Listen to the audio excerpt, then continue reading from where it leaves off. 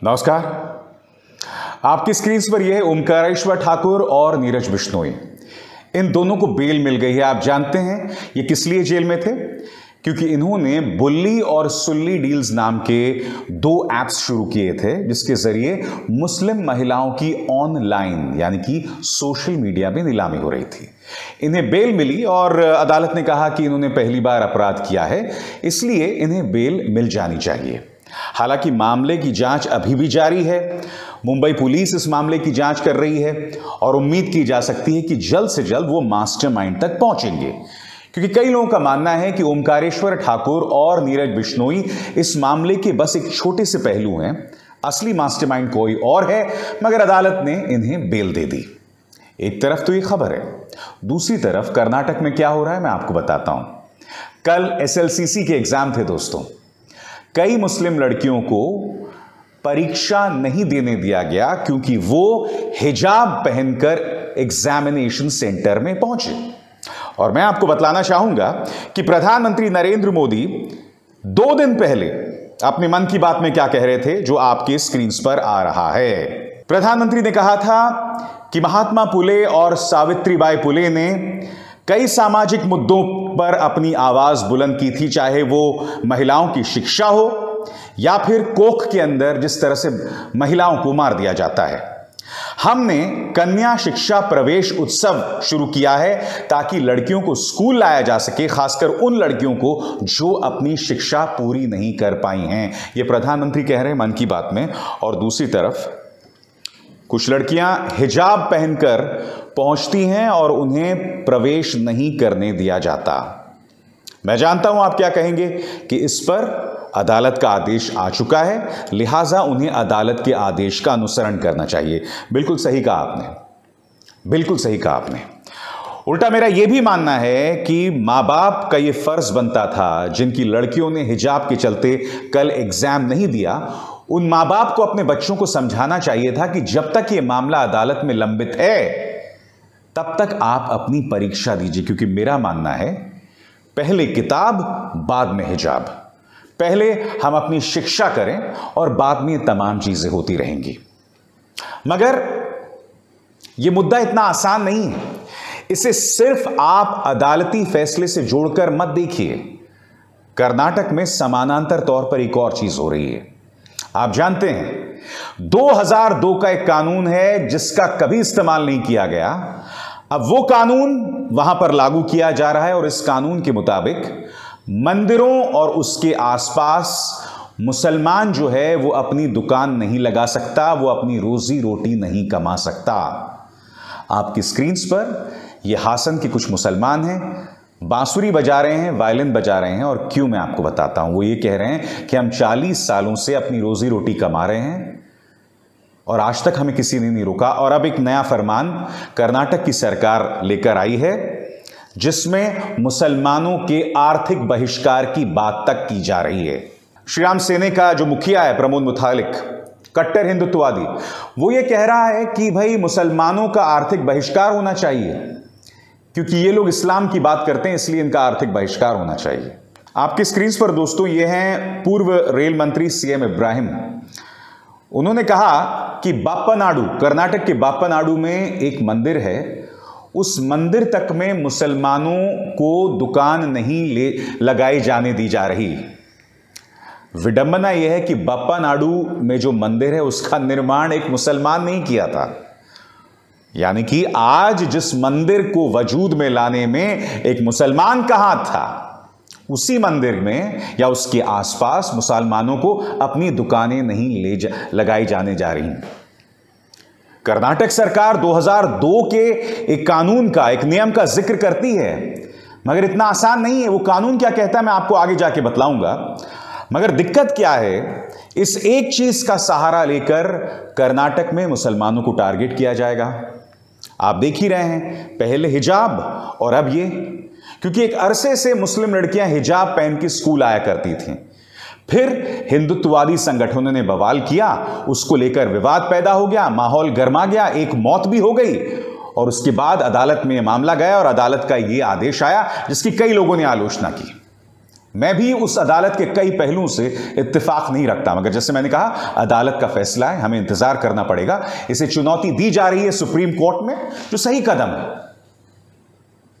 मगर फिर मैं आपसे कहना चाहता हूं कि हिजाब बैन और अब मंदिरों के आसपास मुसलमानों को अपने दुकानें नहीं लगाने दी जाएंगी, अब क्या आप रोजी रोटी का जरिया भी छीनेंगे? और दोस्तों, मैं आपसे एक सवाल पूछना चाहता हूं। ये जो यहां इंडिया में हो रहा है मुसलमानों के साथ, और इसकी अगुवाई खुद भारतीय जनता पार्टी सरकार कर रही है, कल्पना कीजिए अगर मध्य पूर्व में, मिडिल ईस्ट में या अरब देशों में वहां की सरकारें हिंदुस्तानियों के साथ यही हरकत करने लगें, उन्हें टारगेट करने लगे, उन्हें निशाने पर लेने लगे, फिर क्या होगा? मैं आपसे उल्टा, मैं बीजेपी सरकार से एक सवाल पूछना चाहता हूं, और यह सवाल मैं नहीं पूछ रहा हूं, दो बीजेपी के नेता पूछ रहे हैं। जो कौन क्या पूछ रहे हैं मैं आपको बाद में बताऊंगा, मगर पहले मैं आपको बताता हूं कि वो सवाल क्या है। कल्पना कीजिए कि अगर खाड़ी में रहने वाले देश यही सलूक भारतीयों के साथ करें, हिंदुओं के साथ करें, और उन्हें खाड़ी देश छोड़कर वापस भारत आना पड़ा, क्या भारत सरकार खाड़ी देश के उन तमाम इंडियंस को यहां नौकरी दे पाएगी? 50 सालों में बेरोजगारी को लेकर तमाम रिकॉर्ड इस देश में टूट चुके हैं। तो मैं आपसे पूछना चाहता हूं, यहां पर तो आप मुसलमानों से रोजी रोटी छीन रहे हैं, अगर गुस्से में आकर कुछ खाड़ी देशों ने ऐसी हरकतें की, तब हम क्या करेंगे? बताइए। दोस्तों, सबसे बड़ी विडंबना यह है कि इस देश के एक पढ़े लिखे मंत्री हैं पीयूष गोयल, पढ़े लिखे ही होंगे, वो कहते हैं आपके स्क्रीन पर, India UAE aim to achieve $250 billion in trade and goods and services.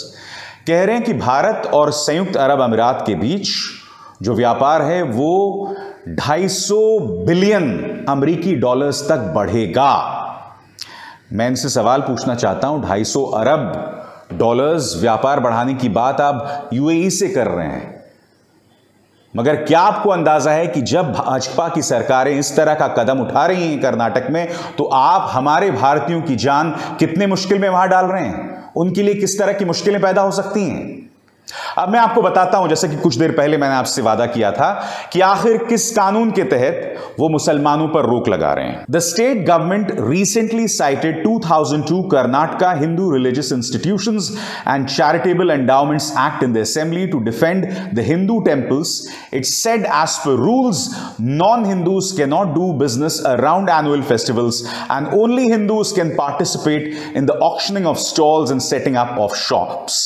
यानी कि 2002 का Karnataka Hindu religious institutions and charitable endowments act है, उसके मुताबिक उन्होंने ये फैसला लिया है। और मैं आपको खास तौर से पढ़ के सुनाना चाहूंगा जिस कानून का या जिस दिशा निर्देश का वो जिक्र कर रहे हैं, उसका कौन सा एक्ट उन्होंने लागू किया है। As per the rule number 12 of act, leasing out space near a Hindu religious institutions to a person of another faith is prohibited. साफ तौर पर इस एक्ट के नंबर 12 में लिखा हुआ है कि किसी भी गैर हिंदू को वहां पर प्रॉपर्टी देना वर्जित है।